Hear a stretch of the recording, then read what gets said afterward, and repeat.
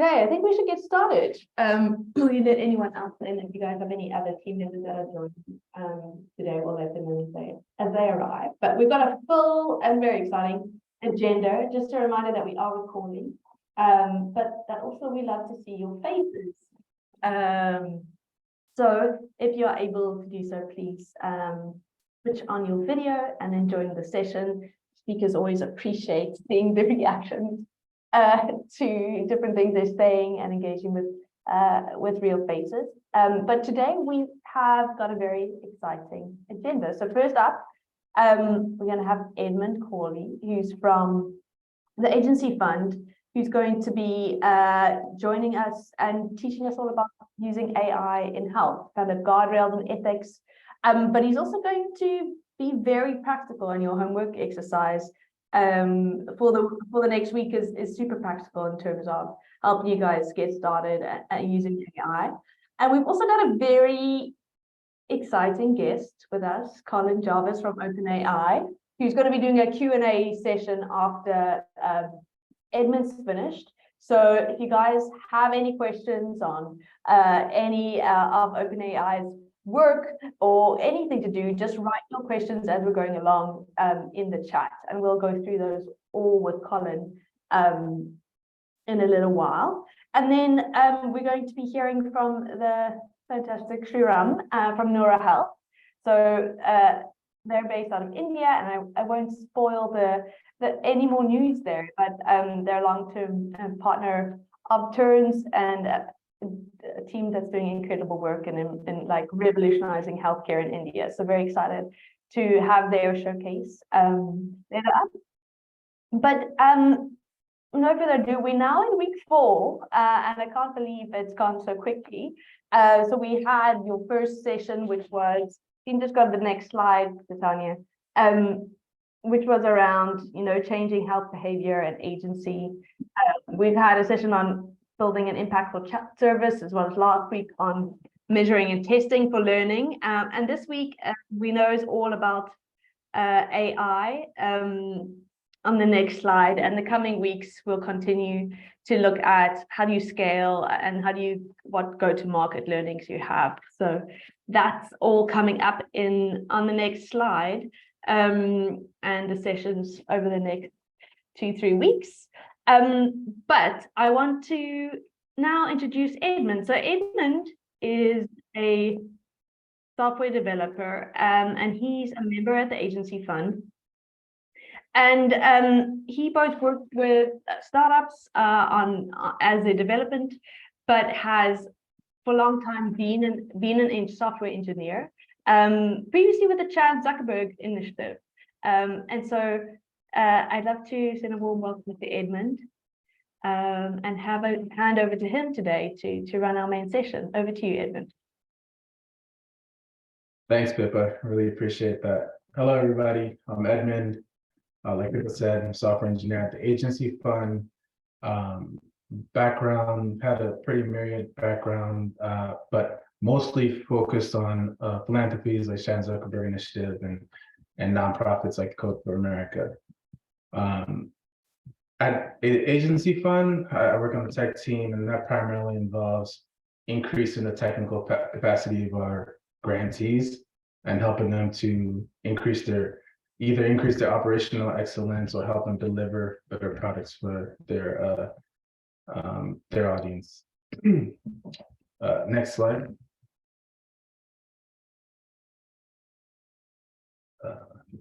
Yeah. So this talk, I'm first going to start off with some conceptual and a tiny little bit of technical background on LLMs, like what they are, how we got to this LLM epoch. Then I'm going to go through some previous experience that we've had, like through either directly at the agency fund or through our guarantees with deploying LLMs for social sector use cases. And then I want to get a little bit practical with highlighting the importance of something called OpenAI evals and how the social sector collectively can make these models, the future versions of these models, more aware of use cases more specific to the users we serve. All right, next slide. So let's start out with some basic language around what LLMs are. So LLMs stand for large language models, and they refer to large general purpose language models that can be pre-trained, then fine-tuned for specific purposes. All this means essentially is the LLMs that are deployed start off very general. You can think of it as a let's just imagine there's a robot that's invented to cook in the kitchen to make recipes, right? You can start off with a chef robot that can create simple versions of many different recipes from all over the world, from different genres of food. But then you could also further train that robot, that chef robot, to be able to specialize in specific cuisines, vegan, African, Indian, whatever you want. So that's the same concept as applied to this. And that applies to various fields, right? Like there's fields that are academic research that are more general, and then fields that are hyper specialized. So next slide. So I want to give just a brief timeline of how we got here. This is a hyper abbreviated path, but I like to start with the Turing test. So the Turing test was this concept paper by Alan Turing published in 1950. And the basic idea is if you have person C talking to two entities, entity A and entity B, through a text interface. So basically like WhatsApp chat, right? Like let's imagine person C is having a WhatsApp chat with entity A and entity B. If person C cannot tell which one is the AI, then the AI is said to have passed the Turing test. People cannot tell whether it's a real human or a computer. And that has been a very high level measure of the advancement and progress of AI, the idea of general intelligence. So I'm going to fast forward to 2017. Specific to LLMs, there are various different models in AI, but LLMs have kind of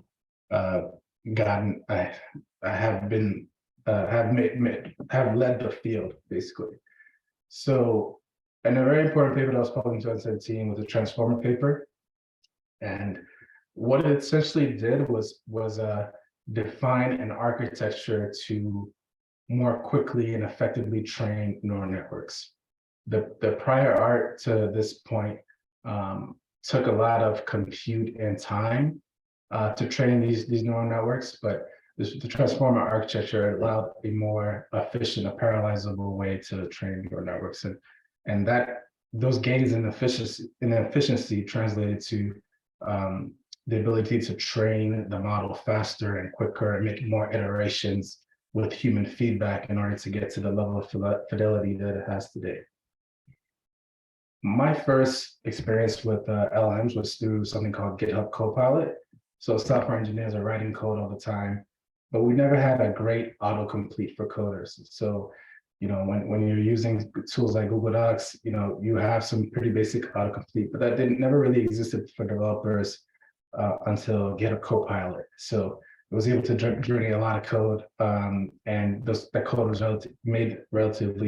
made sense.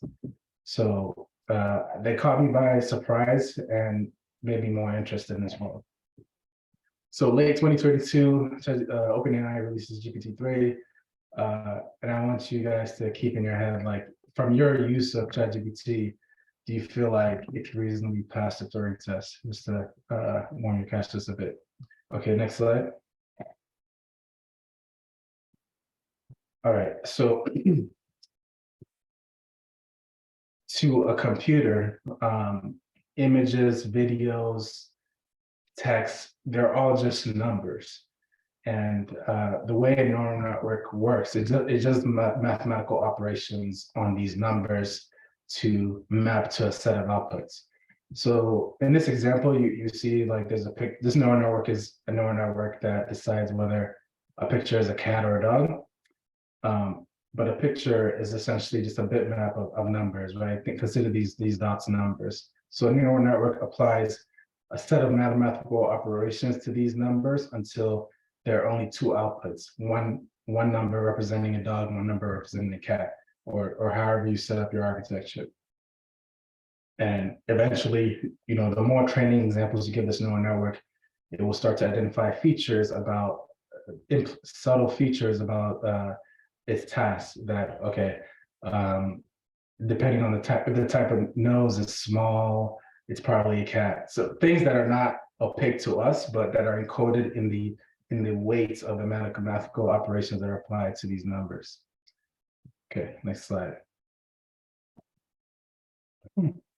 So LLM specifically, the transformer architecture of the neural network that's powering LLMs, they do something similar to the previous example that I showed you. In this example, instead of images, is dealing with a piece of text. The students open there.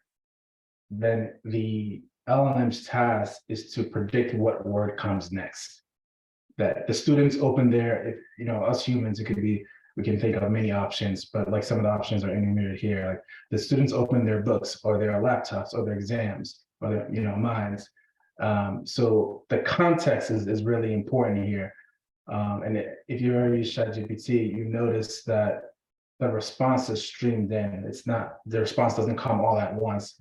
And this is exactly because of this, because it's outputting it's predicting each token at a time and then using the previous context to predict the next token, right? So it's not just an aesthetic effect for it to be streamed in. It's reflective of how these LLMs work under the hood. All right, next slide. So wanted to read through some facts about LLMs, how they're made, essentially. So they're trained on data on the open internet up to September 2021.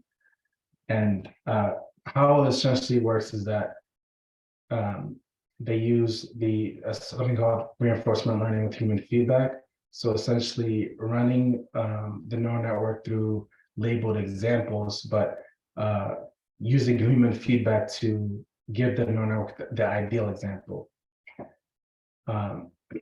So there's something called parameters, which you can roughly correlate to the ability of the LLM to perform a specific function, right? So if it's labeling, if it's labeling like medical data on if this person has high blood pressure or not based on the symptoms, somebody going in to review that example to make sure it performs well in that example could be considered like one parameter or a set of parameters, like in this blood pressure diagnosing ability. So LLMs, as they're produced, they're meant for general purpose use cases unless you do fine tuning. Now, fine tuning is, as of now, a step that is pretty technical and involves like machine learning expertise, and you need like quite a bit of training data. But that is changing. It's starting to become more accessible, and previously it was hard to improve upon the pre-trained LLM, but now with not only OpenAI solutions but open source solutions, like the community is starting to figure this part out more. Okay, so from the previous example I showed you, is predicting each token at a time. So now that you understand this, you can understand that this is not reasoning. This is more probabilistic. So the idea that the LLM will sometimes produce results that don't make any sense, kind of come from this, that it's pre-trained on a set of labeled data such that there's always a possibility that it might choose the low probability token that comes next and lead to an overall sensible response, but one that doesn't make any sense. So next slide. So yeah, these are the well-proven use cases of LLMs: text classification, document summarization, translation, question answering. And I want to walk us through some specific prior experience that we've had with our grantees at Agency Fund in other use cases of LLMs. So next slide. Okay.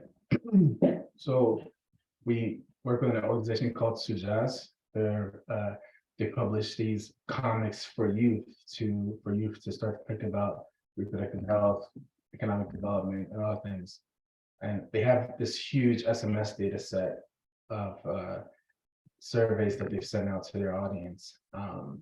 And this is language data in various different languages that are spoken throughout Kenya. So I know the graph is faint, but as you can see, the top 3 languages are Swahili, Shang, then English. Shang, by the way, is a non-standard language. It's a combination of Swahili and English. So if you were to try to translate Shang right now and Google Translate, it won't work because it's not like a standard language. It's a colloquial language. But OpenAI, since it's trained on data on open internet, at least 3.5 is able to translate Shang pretty well and detect it as well. So the way using these LLMs work is you define a natural language prompt, almost as if you were writing an email to an intern to do a specific task. But you're creating a persona. You're telling the bot to take on this persona so that it can output results in the format that you want. So I'll just read through this quickly. To generate language insights out of Sujan's SMS data, we fed this prompt. You're an expert in language detection, language translation, and sentiment analysis. Your output will be fed into machine systems for use in generating dashboards and reports.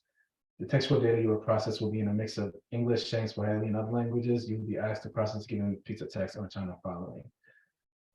And then, the languages, the translation into English, a simple sentiment analysis score from -1 being very negative to +1 being very positive.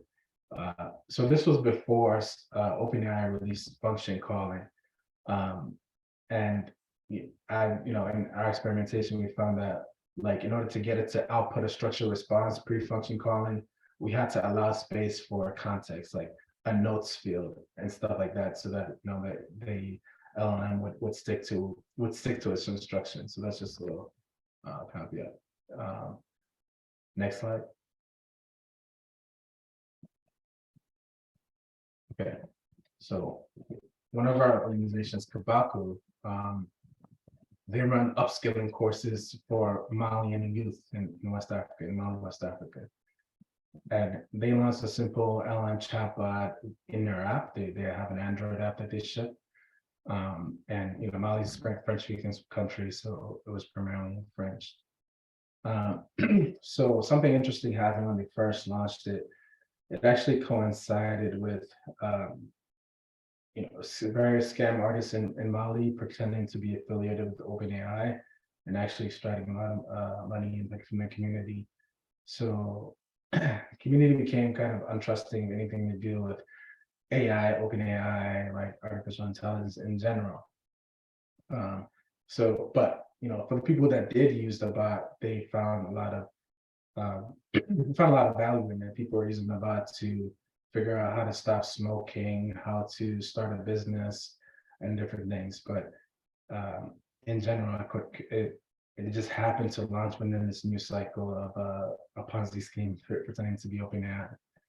So after a while, they launched this whole community content series of conversations and panels discussing OpenAI and helping in part to evangelize the idea that these tools can be used for good and bad, but more importantly for the Malian youth, they can be used for real economic development to learn skills and more quickly in a language that they actually know, not French, but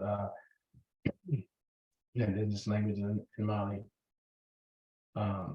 And one thing they did after this was making sure to implement a cadence of regular review of the conversations that were happening on the platform, like what people are saying, and making sure that they would catch any problematic conversations and things like that.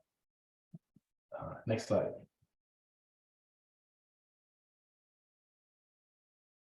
All right, so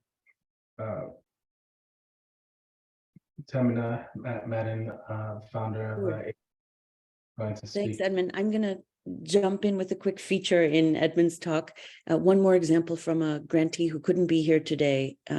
But this is Family Empowerment Media. They're a nonprofit in northern Nigeria that provides family planning and reproductive health advice to families in several states of Nigeria. They also, so first of all, they run radio campaigns, but they wanted to experiment with a chatbot that would allow people to ask questions about the campaigns or about anything that they were facing at home. Next slide. So yeah, sorry, this is the slide that explains that they run these behavior change campaigns. They do work with call centers to be able to provide customized feedback to people. So they have a call-in line as well. And with us, they were testing, as I mentioned, the chatbot that would allow people to ask questions and get them answered. In northern Nigeria, there's a lot of hesitancy to even talk about family planning. It's sort of a taboo subject. So they had to be pretty careful. Next slide. These are the states where Family Empowerment Media works and where they air they're sort of like, they're mostly very short pieces, but they also have some docudrama kind of series to share key concepts in family planning. Next slide. What they ended up doing is, this is actually for the chat. It's got a person behind the curtain, so to speak. So what happens is they get a large language model to accept a question submitted by a user. So a user types a question into the chatbot. It shows up in Slack. It's exposed to, in this case, the Claude model. It's a different language model from Anthropic, another company. And it produces a set of responses that answer the question, but it also allows the nurse who's in the call center to write her own if she doesn't think that the model is adequately addressing the question. So this is an important stage in any deployment, is to make sure that you are allowing a human operator with subject matter expertise to review all of the responses to a set of questions. And as Edmund said, large language models are good at question answering. That's one of the use cases that's sort of established. But they would choose the either to push along as a response one of the large language model answers, or write their own. And then it would be automatically sent back to the WhatsApp chat. So it's not totally automated. It's got a human in the loop. Next slide. They also spend a lot of time evaluating every question and answer pair that they received through the chatbot. And the evaluation strategy really helped them in the early days to figure out if what they were providing was factually accurate. They're answering questions about family planning. Whether it was complete, did it answer all of the questions if somebody submitted multiple questions? Was it in the right tone? You can provide instructions, but there can be deviations. Was it culturally appropriate? Again, in this context in northern Nigeria, people are not comfortable talking, let alone like sex, but even just talking about contraception was very dicey. And then they wanted a tone that was neutral without judgment, so that you're not shaming people. Next slide, please. So what we're going to show you is what the prompt looked like. Edmund just showed you an example from Shujaz. This is another example where you'll see the kinds of instructions they provided. They as they were rolling out, would consistently document failures. They put this in quotes. They would document failures of the model, and then edit the prompt iteratively to take care of some of those failure modes. And so they consistently continue to kind of evaluate, track the number of answers that do or don't need edits from the women, the nurses who are manning the call center. Next slide. I think this is the prompt coming up. Let's go ahead to the next slide. So again, this is a prompt of a different model. This is the Anthropic model. But again, it's got this persona, like Edmund said, you are providing free information about contraceptive availability to people in different areas of Nigeria. They've given an identity and a name to this person. Her name is Rose, this chatbot. Sorry, it's not a person. And it has a number of conversation tips. So you can see how much effort goes into building the prompts for these. If you go to the next page, or the next slide, there are some constraints on what can be said. And there's also some context about the audience. Because the language models tend to be trained on the entire corpus of what's available on the web, they are biased toward people who put content on the web. And so they're not going to automatically relate culturally to populations that haven't been on the web in 2021 and before then. So that's something to consider. Next slide, I think, just continues the prompt, just to give you an example of what we're exposed to. And I think we can advance now through the next few slides. And sorry, it's just really long. These are the slides provided by our partner. And I'll hand it back to you, Edmund. Thanks, Devin. That's great. Okay, so I wanted to talk a bit about how do we evaluate these LLMs, right? So OpenAI has published quite a bit about how to do things, this reinforcement learning with human feedback. Well, what does that human feedback look like specifically? Well, one format for it is in the OpenAI evals repo. And you can basically think of this as like a giant spreadsheet of community source labeled conversations, like conversation term, like a user question and an assistant response. You're presenting this pair in the evals repo to say that this is the ideal response of an AI to this question. As you can imagine, it's really important what examples are in there, right? Like if the examples are mostly composed of like business use cases and things like that, then that means like the LLMs that use these evals repo as a benchmark will be great at business use cases, but not so great at everything else. If most of the examples are in English, that means the LLM will be good at speaking English, but not so great at speaking Indigenous African or Indian languages. So as you can come to see, like it's really important for like community contributions to this repo from the audiences that we serve. Okay, next slide. So I actually want to take 5 minutes. All of you represent your organizations, and if you're thinking about building an AI chatbot, there are probably already conversations happening at your orgs between the people in your staff and the people in the community that you can already try to simulate in this. So if you can click on the link.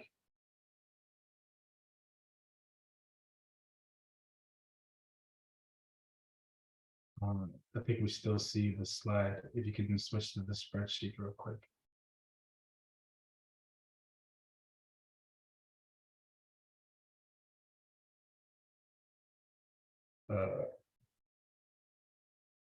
Yeah, great. So if all of you can click on this link and come into this doc, I've created this format for you guys to start to think about, you know, how assistant would I answer questions for a use case you guys want to incorporate into a chatbot. If you scroll a bit down, I have an example already here of a chatbot for FAQ chatbot for parents who are interested in homeschooling their child. And as you can see, like the response is relatively succinct and right to the point. So for your use cases, if you can just define quickly, like what this chatbot is going to be about, then write some user queries and ideal responses. And let's spend 5 minutes going through this. The homework will involve you developing this, and if you want to submit this to OpenAI, like via the OpenAI repo, we can do this for you. We can help you do that later. But yeah, so let's take 5 minutes to do this, and then we'll check back in.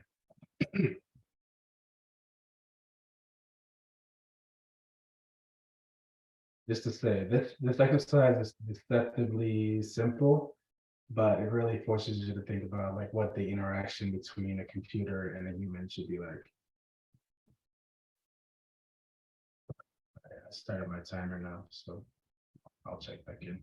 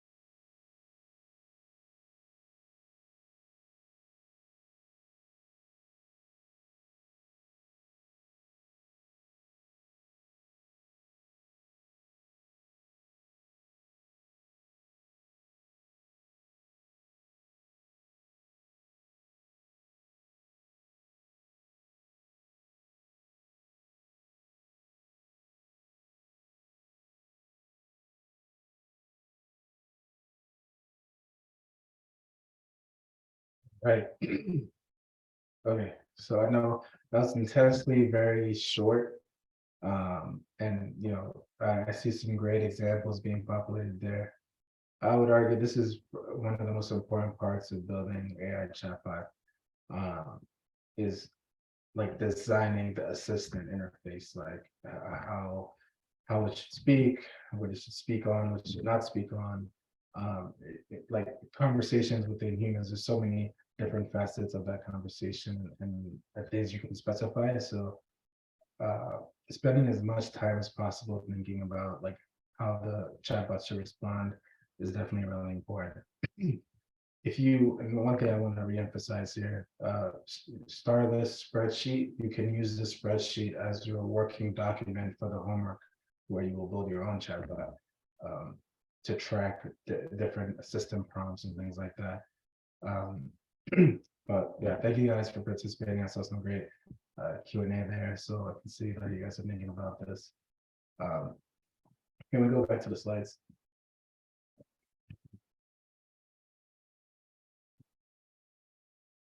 Next slide. Okay, so back one slide.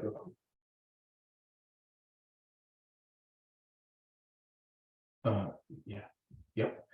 So in the homework, you will be building your own document-aware chatbot without any code. You'll be using OpenAI and a platform called Relevance AI to build a chatbot without any code. And this is a multi-step example, so I encourage you to just take your time and go through it. If you can go through it with another person, that'd be great. But it's just clicking a bunch of buttons essentially, so no code needed. And at the end, you can continue to, if you would like to turn these evals into something you can submit to an OpenAI eval repo, we can help you do that. So previously, like OpenAI was giving out like incentives for doing this, like GPT-4 access. That's less relevant now since GPT-4 is generally available. But like I said, like more examples from the social sector, from the nonprofit sector, is crucial for improving the ability of these models long term. All right, so next, can you go next slide? I would like to dive into a Q&A session with Colin Jarvis of OpenAI. Thank you very much, Colin, for joining. I'd like to hand off to you.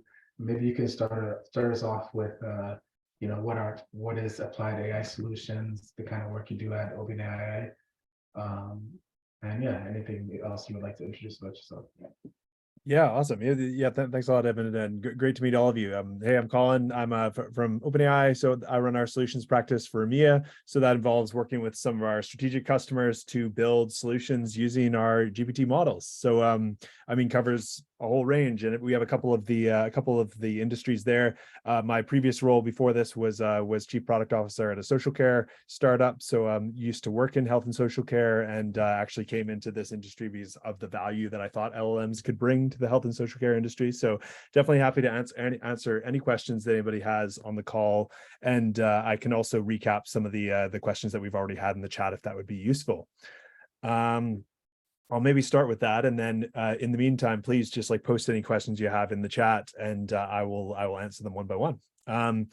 And they can be as esoteric as you choose. So the first one was is there a set definition of fine tuning? And when it comes to LLMs, there are many different definitions. A lot of folks, for example, fine tune their own models using open source models like Llama, for example, that Meta offer, or the other ones that are available out there. But when it regards OpenAI GPT models, it means that you're effectively optimizing a version of our model. So you're updating the weights of the parameters for a particular task or data set. So you're taking this very effective kind of general purpose model, and you're focusing it down using a series of examples on your particular use case. And we've seen people use that for a variety of things, like getting it to be very good at a particular programming language, maybe a particular type of legal or healthcare terminology that you want it to learn. This sort of thing is typically what people use fine tuning for. Right. Sorry, then I have a follow-up on that. Please. Yeah. So then does this training data set to do this fine tuning on OpenAI have to be of a certain length, like yeah, or can it be like really small? Because like when you're fine tuning an open source model, of course, it needs to be like thousands of entries. So yeah. Of course, yeah, and that's a great question. So with that, you would have noticed that we released the new fine tuning for chat models last week, or the week before last. And previously, I think with our fine tuning, we generally suggested a minimum of about 1,000 training examples. For the new fine tuning, we've seen people get good effect with actually as many as like 50 training examples. So you definitely don't have to start with like a ton. We've actually seen folks get best results by doing something known as like prompt baking, where you basically make a prompt and generate a few training examples, even if it's just like a test case that you create. You generate like a 50 examples and then get started with fine tuning. You can instantly start to see pretty good results. That obviously doesn't cover every data set. Like if you have a very wide domain where you need to show it a wide range of examples, you will need more. But generally, like a minimum of 50 is what we recommend right now. Great, thanks. That's doable. Cool. yeah. 50 is nice because it's like, you could hypothetically create those yourself, which is a nice bonus. Right. There was a question on tips to prevent hallucinations. So I had a couple of different tips here. So I'll break them into like two buckets. So there's pre-processing and post-processing. So for pre-processing, there's like kind of two main buckets of stuff that people do to reduce hallucination. So one of them is regarding the model itself. So there's like prompt engineering, prompt chaining, fine tuning. Those are all kind of aspects on that spectrum of like making the model better at making the right call with the information that you're giving it. And the ways of doing that, I mean, starting off with prompt engineering, you can show it few shot examples so that it like learns from seeing a couple of examples of like what exactly you're looking for. Fine tuning is a way of then scaling that up to show it like, 50 or 100 or 1,000 examples of like what you want from it, so that it will be less likely to hallucinate, because it will see like it will see exactly like the results that you're looking for. That's like kind of, I guess, tuning the model is like one place that people actually start, but generally I would actually recommend looking at the other method, which is retrieval augmented generation, which is like limiting what the model has to make it to like give its answers with to like a finite set of knowledge which is right. So an example of retrieval augmented generation is like pairing it with a search service where like, for example, some like medical documents which are correct, and then when the user asks the bot something, you go and retrieve the most relevant like of these documents and you give them to the bot, and then you tell the bot, okay, answer the question with this specific knowledge. And this is like a really effective way of reducing hallucination. So that's kind of like giving it access to the right knowledge. And then the other method I mentioned is like making the model might make the right call with the information you give it, because there's a possibility that you give it that document and it still says something wrong. And that's where fine tuning and prompt engineering and prompt chaining, for example, can help like break down the logical jumps for the model so that it finds them easier to make. But that's like, those are kind of like the two angles. It's like give it the right information and then help the model make the right call with the information that you've given it, are like the two pre-processing angles. The last one is post-processing. The other facet is just accepting that you won't catch everything and the model will make mistakes. And that is then the like post-processing. So under this, I discussed I would raise the importance of guardrails. So this is like training almost like fine-tuned models or even like separate prompts, which are looking for particular like types of undesired behavior and then flagging that. So an example is like when the user asks the bot something, you may have a quick check that runs and makes sure that their question is on topic for this bot to respond to. And if it isn't on topic, you don't even bother getting the bot to answer. You just give them some stock response that just is like, I can only discuss XYZ things. This is one example of a guardrail. Another example of a guardrail is if you store all the examples of bad responses from your bot while you're doing your like pilot, and then you make a model which runs before you show the bot's response to the customer, and it basically tries to detect hallucination. This is another like method that we see people add of like a guardrail that basically like screens content before it hits a user. And those, I guess, I know that was a little bit of a ramble, but those were like if I recap, we had pre-processing, post-processing, and those are like the two buckets that generally folks apply different levers to try and reduce hallucination with LLMs. Yes, and Edmund makes a great point. Yeah, so the homework assignment is an example of retrieval augmented generation, where you give it access to relevant documents that it uses to answer your questions. Great. So I have there's a couple other questions here. So is it Pranesh here? Sorry, I'm just reading this. So some use cases of generative AI for emerging mental health AIs like us. So this is a great question. So when you're designing a user experience with generative AI, it's important to consider like what the risk is of that model getting it wrong, and whether that's going to directly impact, you know, somebody's life or somebody's mental health or whatever it might be. And generally with these use cases where it's much higher risk, like I'll give you an example of like a customer that we work with in Sweden who scans transcripts of appointments to look for like possibly undiagnosed conditions. For this sort of thing, the risk of failure is like high if it's a misdiagnosis or something. So generally we suggest people designing those as part of like a co-pilot type experience, where the human, at the end of the day, all decisions are the human, and it's all up to the person. And it's actually more that your generative AI is just like helping accelerate things that they find like boring or repetitive. So like going through all of it, like a classic example is like if we had an AI that was going to transcribe, as I'm talking right now, it's going to transcribe what I'm saying and turn it into notes for us to read later. Like that's something that you don't want to do. You don't want to have to watch the call back. You want to use a model to do that. But again, you know, the chances of something being bad, like going badly wrong if the AI gets it wrong, are reasonably high. So that's where you introduce more and more controls. And I think like what we generally see within financial services and healthcare, where like the risks of failure are quite high, is that they do go for these like co-pilot type applications, and they almost you almost include the feedback from the user as to whether that was a good recommendation by the model or not as you go, and you'll start to get a feel after a few months of operating as a co-pilot whether there is a potential for this process to eventually be automated, or whether in fact the model like is not going to operate at that level, and you're going to have to just always have it as like a co-pilot application where it's just sort of helping the human and augmenting the human's abilities. And that's kind of the advice I would give there, is like think very hard about what failure would look like with the AI making decisions here, and always err on the side of safety for the humans as the you know, the ultimately the most important priority. Colin, the next question is around any promising examples you've seen in social sector organizations, nonprofits, government, those impact organizations. Do you have anything to share with great examples?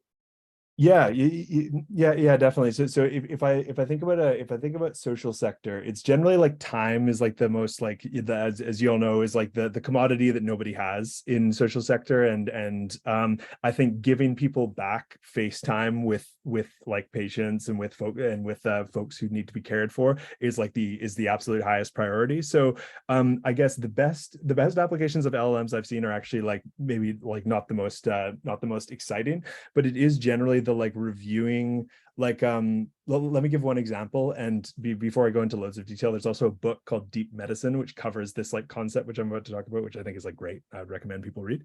But it's almost like the process of going through all of the previous notes of somebody, and that when that worker comes to like help somebody in like a social care setting or a healthcare setting, like reviewing all the historic notes and then pulling out like a very succinct summary that helps tell them like, okay, this is like what the last few people have seen, and this is what you need to know going into this. And then at the other end, so if you have some way of like transcribing the appointment and then making like great handover notes for the next person to come in, this is like a really like it's a fairly low risk area, because it's an area where like I think a lot of people just don't have time to do it effectively right now. So the fact that anybody is doing it is already like much better than the status quo. And that's an area where like you have models to do this. Like you have like speech to text, you have Whisper, you have like generally summarization is like one of the more reliable use cases with LLMs, because you're basically similar to retrieval augmented generation. You're giving it the content. You're saying, okay, using only this content, tell me like in shorter terms what it covers. So this is like these are probably the most like effective ones that I've seen go into production are like the time saver ones. And the last one, the last other example I'll give is like entity extraction. So like if you're, I'll use again the example of this Swedish startup. So they were going through, and their whole healthcare system in Sweden is based around like the conditions that you have are what the state then supports you for. And because it's quite a big decision as to like adding a new condition to your list of conditions, because that then means more support from the state, a lot of conditions go undiagnosed. So what the Gen AI solution would do is every time you came in and had a session with like a healthcare professional, it would review your whole history again and then bring up possible undiagnosed conditions that you might have, and then all the evidence that it thought was behind them. And again, it was a co-pilot scenario. Then the doctor would review it and then actually make a call offline whether that was correct or not. But this is another great use case where it's like they would have never had time to do that, and the AI is just surfacing that in a helpful way, and then it's their choice kind of whether they act on it or not. But again, just like time saver and bringing this like very relevant information to the fore. So those are a couple of examples of where I've seen it be pretty successful. Yeah, Can I ask any question? Go ahead. Okay. Yeah, I wanted to ask that for us, our use case around providing information to mother about immunization, about when they should take their children for immunization, and about some questions they just have around immunization. Do you advise that integrating AI early enough is good for us at this stage, or we should look at because now we manually respond to all these questions that they ask, right? Should we look at, or like we should wait for a while, then look at all the questions, the way we ask them, answer them, then use it to build out our own model? Yeah, that's actually a good that's like a nice sort of flow where like, so you're saying that you already collect these questions, you answer all of them manually right now. And I'll give you one example, which is not in this sector, but it is in financial services, where a customer had like a ton of basically a ton of tickets that came through. It was people raising disputes, so they could see how the disputes were resolved because they had all of the manually resolved cases. And what they did was train the model to be very good at classifying like what type of dispute this is, because you have all the historic data to train it on. And then what they then started to do was operate as a co-pilot. So as the handlers are manually dealing with the cases, you can imagine that like on their screen, the LLM is actually presenting them with information. So as the user is saying stuff, it's presenting them saying like, oh, here's 3 relevant articles or 3 relevant answers that we've given to similar questions. And then you operate that as like a co-pilot. And what we eventually saw for this financial services customer is they got to the point where the model was actually so good at being a co-pilot with certain simple journeys that it could actually like fully automate those. So the LLM just like just solved those. But even in other industries where like it's too high risk to have an LLM dealing directly with a customer, it can still be super helpful just to have it, as you say there, to like train it on the old conversations and then get it to just like assist the handlers to answer them more effectively and give them the right information when they need it. That's a very good use case, I think. Thank you very much. Hey, Colin, the next question is around, do you know of any projects or libraries, paid or free, where there's a symptom-based disease identification, something similar to WebMD that's available online? Have you come across anyone working in that space? I unfortunately I have not heard of any. So the ones that I've seen from customers is where they've like licensed like a paid database that they've then worked off of. I know when I worked in social care in the UK, we had access to the name is escaping me, but we had access to like an NHS database, which we again paid like a subscription for. So unfortunately, I don't know, but what I can do is ask internally whether anybody else knows of one. But unfortunately, I don't off the top of my head. Thanks. The next question is around kind of GPT 3.5 versus 4 in terms of speaking indigenous African languages and Indian languages, and whether there's an expectation of the kind of quality of responses we're getting there on those multi-languages. And I think there's another question as well in India around how well these LLMs are faring in different languages in India. Yeah, that is, first of all, super interesting. And if you did have any evals like that you included in the OpenAI evals, we would be like extremely grateful for that, because those are the sorts of anecdotes where people say that 3.5 is better than 4 in certain cases, and where we find those like super interesting. So I think if you were able to share like concrete examples, that would be super interesting to us, because we generally expect GPT-4 to be superior to GPT 3.5 at most languages because of the way that it's been prepared and like the amount of data that it's been given access to. So in terms of like how you would deal with that, so fine tuning is one way that so given that I operate in EMEA, a lot of my customers will fine tune a model. Like, I'll give you one example. They might make a text classification model that's pulling like information out of legal documents. They'll often fine tune a model for French, fine tune one for German, fine tune one for Spanish, for example, for that use case. So they end up with like this network of fine tuned models that's like language times use case. So that won't alleviate like a complete lack of ability in the language. So if you feel like the language is just terrible at a certain language, then unfortunately fine tuning won't completely alleviate that. But given that it's been trained on so much data from so many different languages, generally like giving it a ton of examples in one language can really like focus it and really improve the quality in that language if it was a high resource language to begin with in the training set, if you see what I mean. So like for like European languages, and even for like Japanese, for example, I've heard of people getting better results by like fine tuning models for each use case.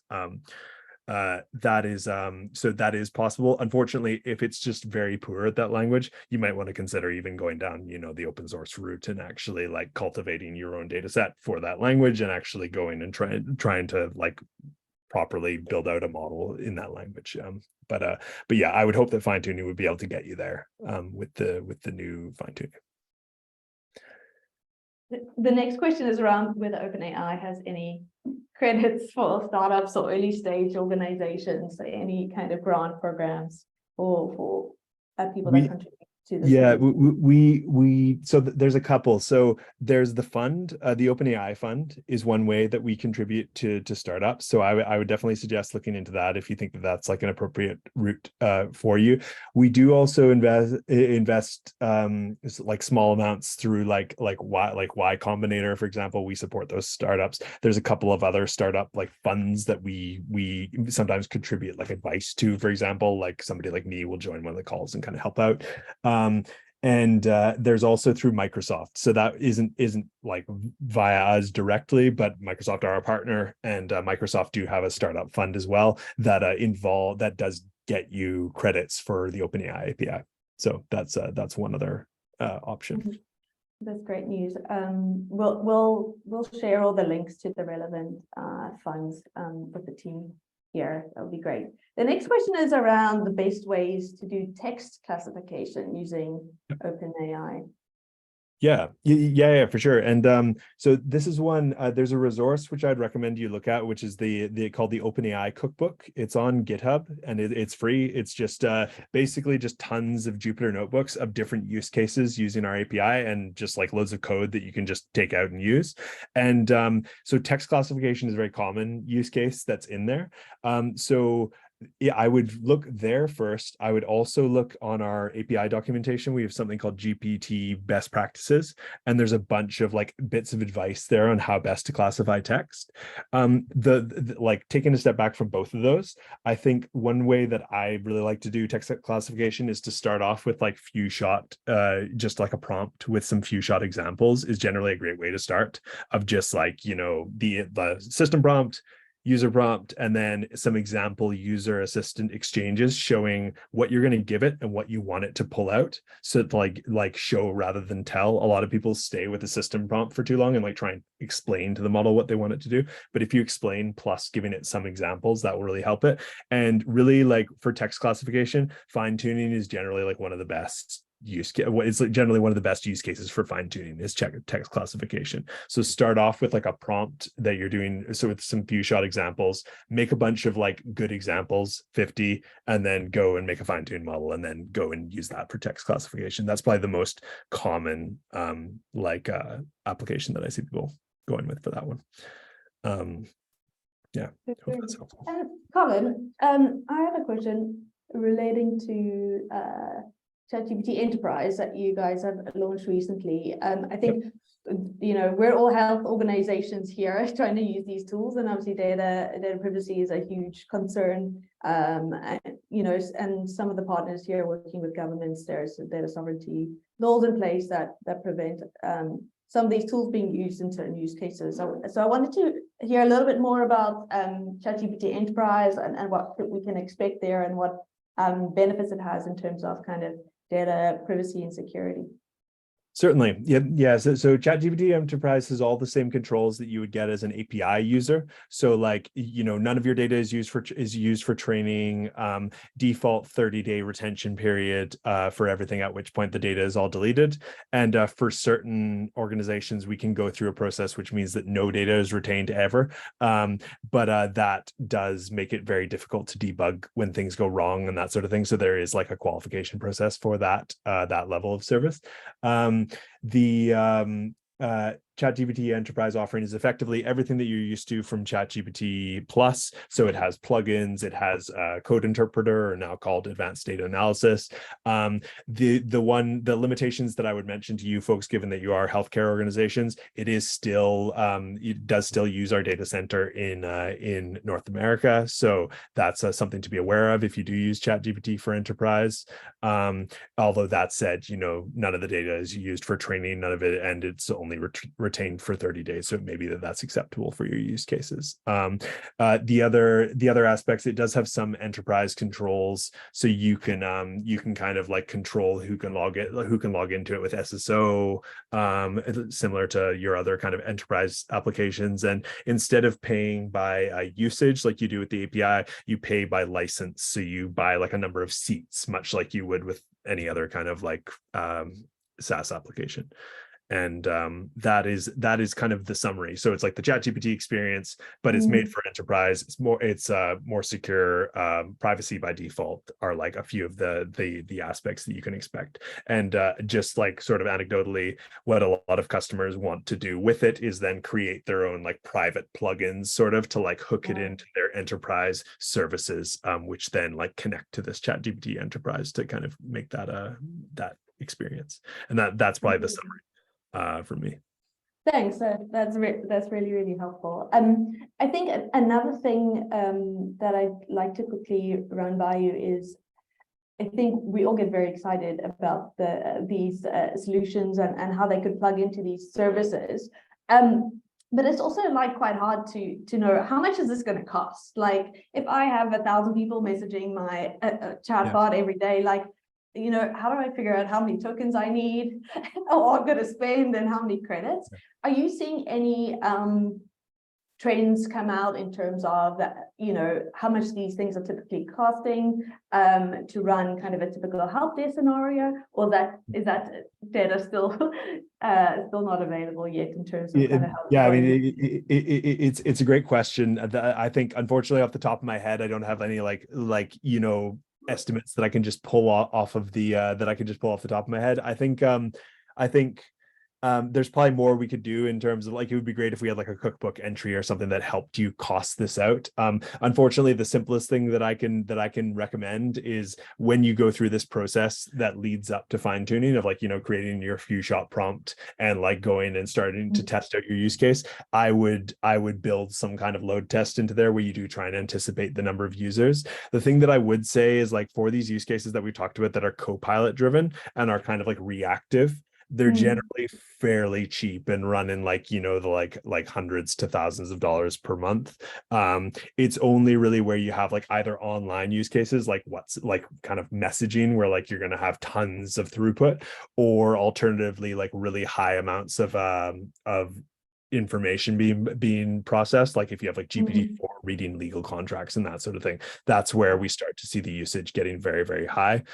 If you do have like extremely high usage, it's also worth getting in touch with our sales team, because there are also options where instead of paying for usage, you pay for infrastructure, and then you just use the infrastructure as much as you want, which can start making financial sense once you get to like very high consumption use cases. But unfortunately, I know that's very high level, but that's my no, I think that's super helpful, and I think some of our customers who are experimenting as well in the telehealth space are figuring out, you know, what's the right balance between shortening my prompt so that I don't use so many tokens versus the quality, and kind of weighing up these kind of cost benefit analysis in terms of the accuracy that they're wanting to get versus the long-term cost. Edmund's got his hand up. Oh, sorry, Colin. Yeah, you mentioned load testing, and I have a related question that I wanted to ask you your thoughts on. Yep. With grantees, one step that we found like is pretty important is like the ability to test the LLM, right? To ensure, like, as they make changes to their knowledge-based documents or the system prompt itself, there's not degraded performance at scale, right? So as you can, you tweak the system prompt, then for some niche conversation, it might start responding in the way that you don't like. Of course. And now is what you've seen like as solutions to that. Like one thing I've seen is like using other LLMs to have simulated conversations, and then another LLM evaluate the conversation to see if it's degraded or not. But I'm curious, what organizations have been doing and found it.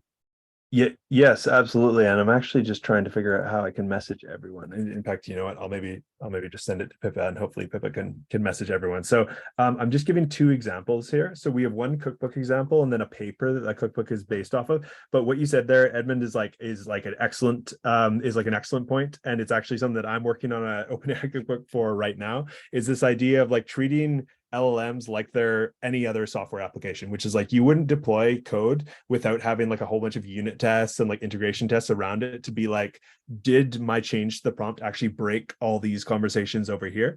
And what we generally suggest you do, similar to like the prompt baking approach, is that as you accumulate these examples, this golden set of examples, maybe it's 50 examples, and then once you've been in production for a little while, you look at the cases which your model is getting wrong and you fix those, and then you add a few more examples to this golden set.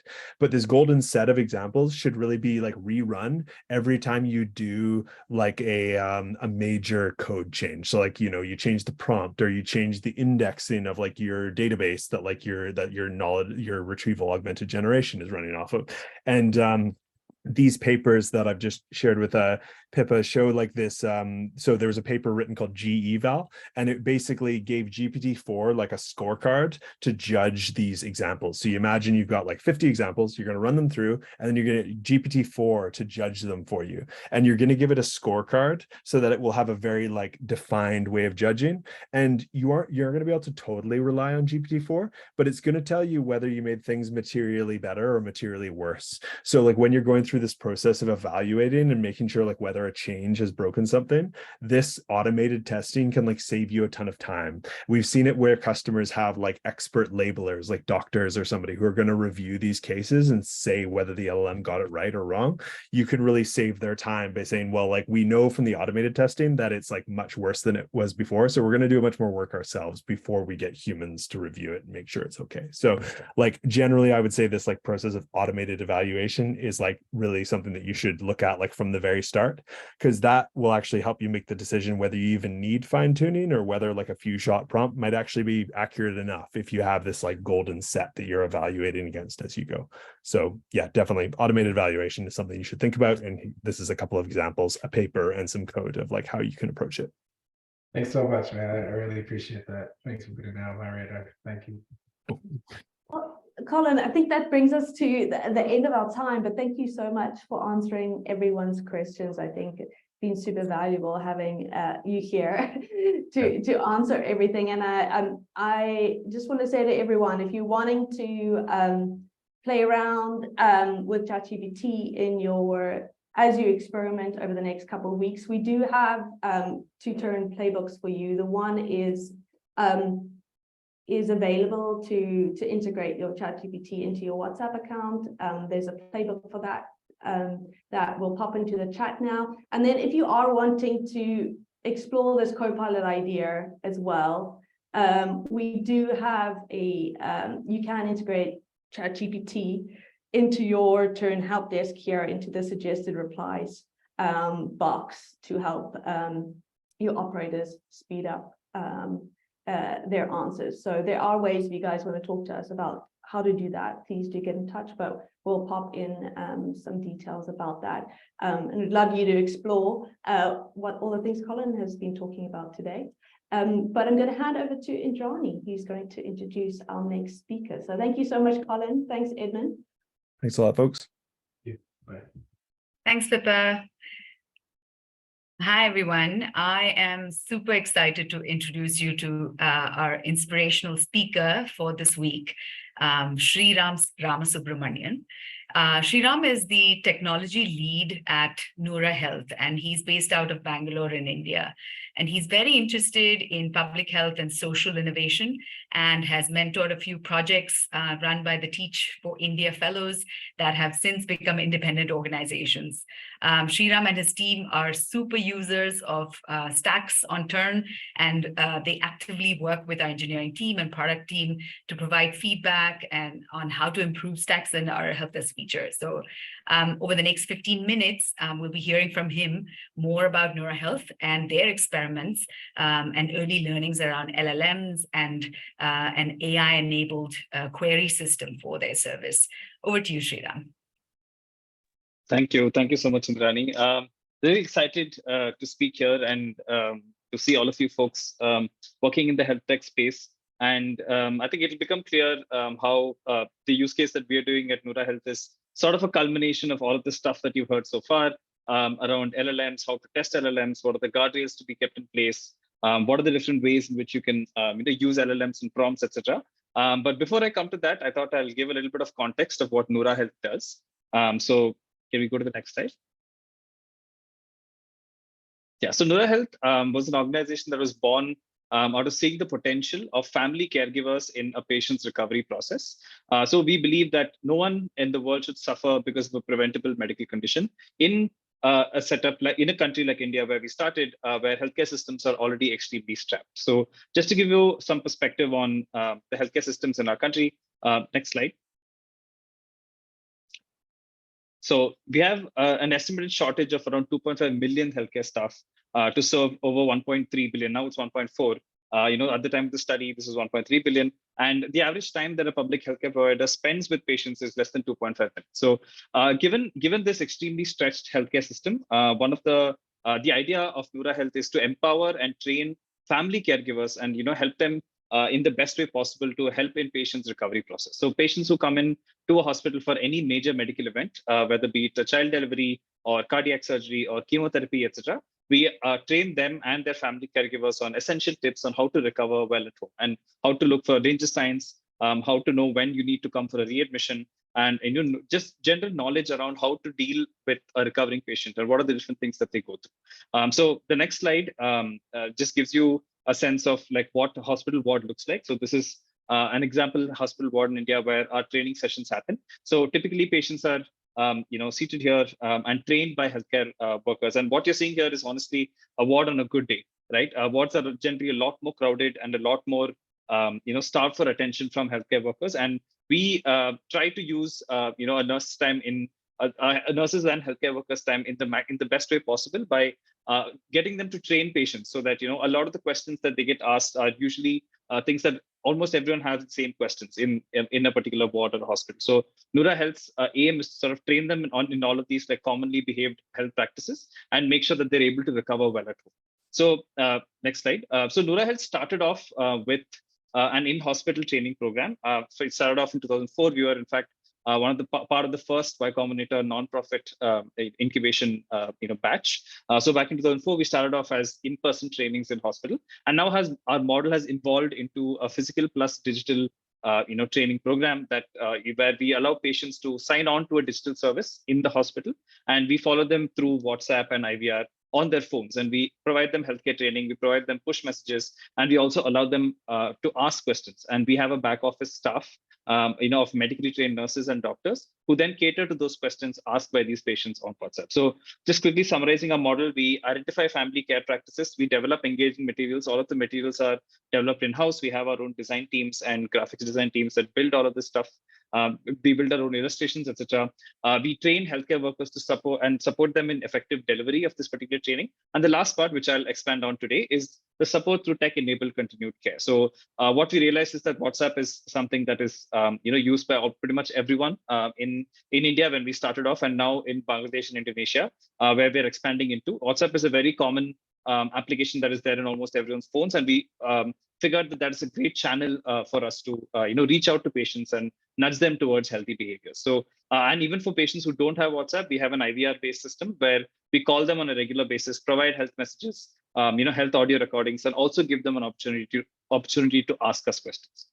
So just to expand on what the digital care companion service is, next slide.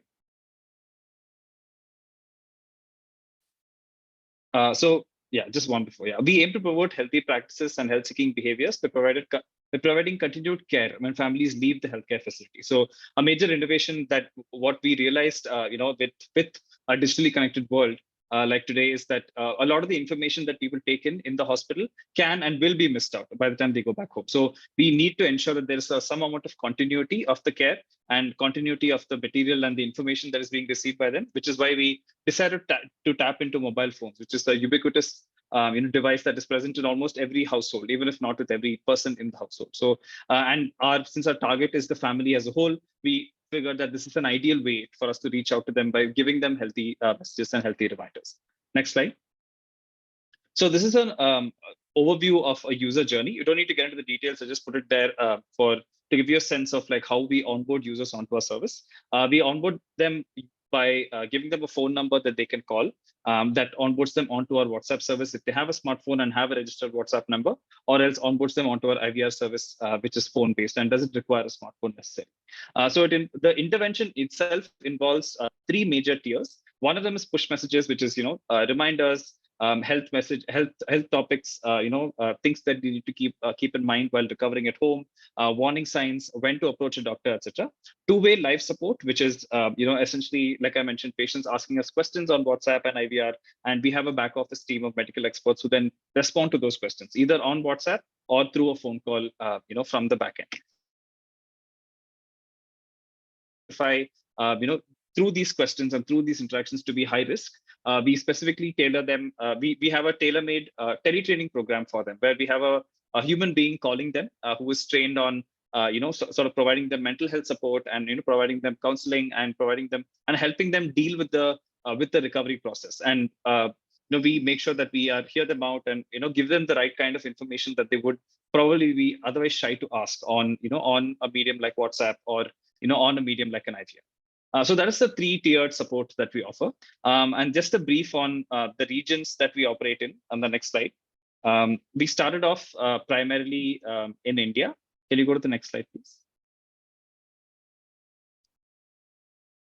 Yeah, we started off with, actually cardiac care in India. And we have sort of expanded into mother and child care as well as NCDs, which is non-communicable diseases like hypertension, diabetes, cancer, etc. And we have our mother and child care is in fact our biggest use case right now, and that is where our the theme of today's session, which is AI-enabled chat-based systems. So that is sort of where our pilot is as well, simply because that is the largest use case for us, and it's the largest patient base that we help. So we started off in India, and we operate in mother and child care, NCDs, and cardiac care. We have also been in Bangladesh for about a year now, starting off with mother and child care, and we will be launching in Indonesia in this month, in fact, on September 2nd or 3rd week, starting with mother and child care. And just to give a perspective on what are the different engines that we have, can you go to the next slide? Yes, so these are different engines that we have. We have, simply because we cater to a very diverse set of users who speak different languages, have different levels of technical literacy, and have different levels of tech penetration. We have a slightly elaborate mechanism to enroll users and sort of route them to the right intervention based on the kind of information that they need, based on the kind of intervention that they need. So we have at a state level, we operate in different states in India. So at a state level, we need to identify what kind of patients we are dealing with. Are we dealing with mothers, or are we dealing with newly delivered mothers, pregnant mothers or newly delivered mothers, or are we dealing with someone who has a hypertension in the household, or someone who has diabetes? So there is an elaborate mechanism, a backend mechanism that we have to sort of route users to the right intervention. And what I'm going to focus on in the next slide, which is primarily around the support aspect. So the support aspect, like I said, on a high level, is essentially patients asking us questions. And we have a back office medical staff that then responds with the most appropriate answer. So we have been running this service for about 2 to 3 years now. And we have a fairly, and it was completely manual in the start. Up till very recently, we would respond to every single question that comes in by, sort of efficiently allocating it to the right resources in the back end, and, essentially having humans responding to every single message. Anything that is, not an actual question, we would respond back to the templatized message saying, hey, you can ask us a question. So something that was largely manual for the most part, with the emergence of, LLMs and, language models that, are able to do a lot of task summarization and, Q&A, in natural language. We sort of have, designed a few experiments and are experimenting with sort of introducing, large language models into our entire workflow. So a lot of the stuff that you would have heard, Colin and the other speakers from Agency Fund talk about with respect to the use case of LLMs, it's almost all of them are sort of things that we are trying right now. One of the biggest challenges that we are facing with with deploying something like this at scale is simply tracking what are the different variations of prompts that we're using, or what are the different kinds of models that we're using. So we are experimenting with having multiple models and having answers and comparing answers across all of them. So those are some of the challenges that we're facing at the moment when it comes to deploying something like this at production. But on a high level, what you're seeing here is the high level overview of how the system is going to be. So as soon as patients ask queries, we use vector search and semantic search to search an existing knowledge bank. So I think the terminology that Colin used was document augmented retrieval, right? Like, or I think something to that effect. But essentially, using a specific knowledge bank. So restricting the large language model to a certain knowledge bank to make sure that it doesn't give us answers outside of this knowledge bank. And we do that using prompts and by structuring a knowledge bank and using vector search to make sure that all of the data, all of the questions that we're getting are only from our specific knowledge bank. And the large language model is largely used to summarize and contextualize the data. So large language models are primarily used to make sure that the tone of the user is maintained, to make sure that the information is understandable by a layman and is not too technical. And so a lot of the intelligence aspects of the large language model that we are using is primarily in summarization and contextualization, while restricting its answering ability to only the questions that we have in our knowledge bank as of now. And to start off with, we want to make sure that there is always a human in the loop. Simply because, and similar to what one of our previous presenters said, there is always a human being deciding what will be the final answer that goes out to the patient. So if the automatically generated answer is satisfactory, then that can be directly sent back to the patient, or else feedback is collected about the answer, and the user can then override that with a manual answer, which is probably built on whatever the AI generated, but it's not the entire answer. So that is the high-level overview of what we are trying out. And we are, just sort of like starting to build this application and have we just have a beta rolled out for like a very few select, a very few select patients alone at the moment. And it's something that we hope to learn from, and we'll share back once we have significant results. So some of the major challenges that we are facing are the fact that our questions are multilingual. So that's one of the reasons I asked about multilingual use cases for large language models, because the sheer diversity of languages in India makes it very hard to rely solely on pre-trained LLMs, which are largely trained in English, to be able to answer these questions and summarize these questions, summarize the answers. So that is one challenge that we're facing, and we're trying out different solutions, like having translation as a separate module. So there are a lot of Indic models provided by this project called AI for Bharat, where they have a lot of translation models for a bunch of Indian languages. So trying that, and having a multilingual knowledge bank to ensure that document retrieval happens accurately, and so on and so forth. So there are a bunch of things that we're trying. Largely, I don't want to repeat a lot of the stuff that was already mentioned, because I think a lot of the high-level ideas were already covered by Colin and all of the other speakers. I just thought I'll give an overview of what we're trying out with large language models and this AI-enabled chatbot. So yeah, that's a small brief about what we're doing here at Nura. Happy to take questions. Sriram, there are a few questions already posted. Awesome. I'll just. Yeah. So Edmund is basically saying, what are the differences you've seen in Palm 2 and GPT-4 for this use case?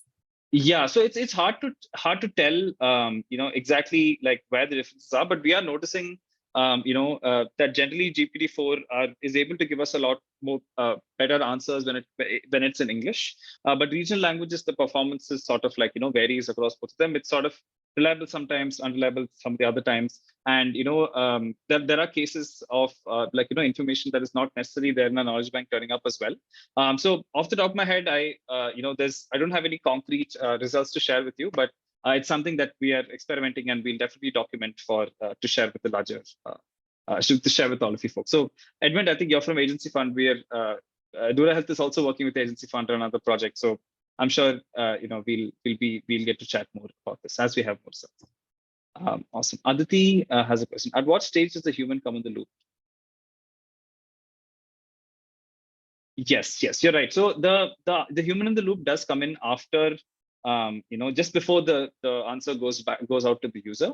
And yes, that is it does cause a little bit of time delay for the user to get their response. But the way we are solving that is by having enough staff in a particular in a shift period.